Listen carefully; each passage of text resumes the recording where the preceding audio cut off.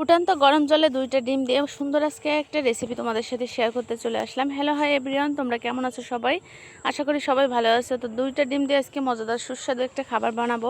খাবারটা সত্যি জিভে জল আসার মতন, খুবই মজা লাগে। তো একে একে আমি 2টা ডিমই ফুটান্ত জলের ভিতর দিয়ে দিছি। আর এটা গরম জল ছাড়াও করতে পারো তোমরা, ডিমটা ভেজে তেলের ভিতর। তো আমি ফুটান্ত জল দিয়েই করলাম, কেননা এইভাবে আমি আগে কখনো ট্রাই করিনি, ফার্স্ট টাইম ট্রাই করলাম। দেখা যাক খাইতে কেমন হয়। তো এইভাবে আমি ডিমগুলো সিদ্ধ করে নিচ্ছি। এখন আমি খুন্তির সাহায্যে ডিমগুলো সিদ্ধ হয়েছে কিনা তো দেখে নিচ্ছি। দেখো হালকা হালকা সিদ্ধ হয়েছে, পুরোটা সিদ্ধ হয়নি। যখন পুরোপুরি সিদ্ধ হয়ে যাবে একটা ছেঁকনির সাহায্যে আমি ডিমটা তুলে নেব। তো দেখো এখন মনে হচ্ছে ডিমটা সিদ্ধ হয়ে গেছে, তাই আমি একটা ছেঁকনির সাহায্যে উঠিয়ে নিচ্ছি। তো এইভাবেই তুলে নিলে ভালো হয় আর কি, পানিটা ঝরে যায়। তারপরে আমি যে পানিটা এক্সট্রা রয়েছে ওইটা সেকে নিব।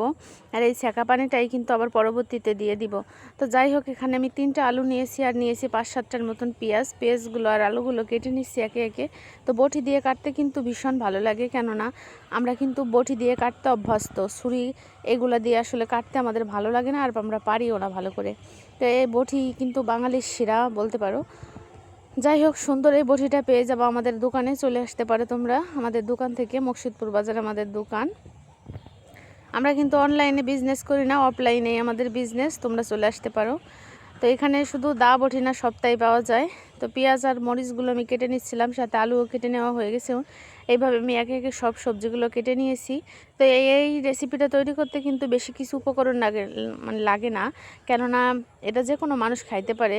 আসলে এই যে গরম, এই গরমে কিন্তু হালকা খাবারই ভালো, কেননা বেশি ভারী খাবার আবার শরীরের জন্য ক্ষতিকর। এখানে আমি ডিম নিয়েছি 2টা, ওই যে সেই ডিম 2টাই সিদ্ধ করে নিয়েছি। এই ক্লিপটালো পরে নেওয়া হয়েছে।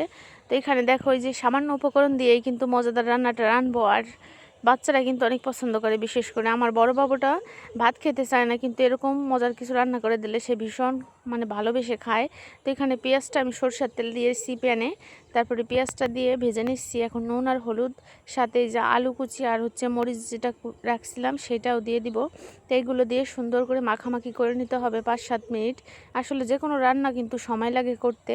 আমরা ভিডিওতে দেখাই খুব তাড়াতাড়ি হয়ে যায়, কিন্তু অনেকটাই সময় লাগে যে কোনো খাবারই কিন্তু তৈরি। এভাবে রান্না করলে আমার বাচ্চারা পেট পুড়ে খায়, তাই ভাবলাম ভিডিওটি তোমাদের সাথে শেয়ার করি। যেহেতু সোশ্যাল মিডিয়ায় আমি কাজ করি আর ভালোবেসে এখানে এসেছি, সবাই ইনকাম করার জন্য আসছে, আমিও সেম একই কাজ। কেননা এত কষ্ট করতে হয় এখানে, অবশ্যই আমরা ইনকাম করার জন্য আসছি এখানে।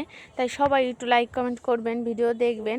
আমি কিন্তু আপনাদের প্রত্যেকের ভিডিও মন দিয়ে দেখি, ভালো লাগে আপনাদের ভিডিও কমেন্ট করি। অনেক সময় দেখা যায় কি ভিডিও রিলেটিভ কমেন্ট আমি করতে পারি না, কেননা ওই বাচ্চাদের শব্দ, তারপরে লিখে করতে গেলে অনেক টাইম লাগে। তাই অনেক সুন্দর, খুব ভালো, এইগুলোই করতে হয়, কি আর করার বলো।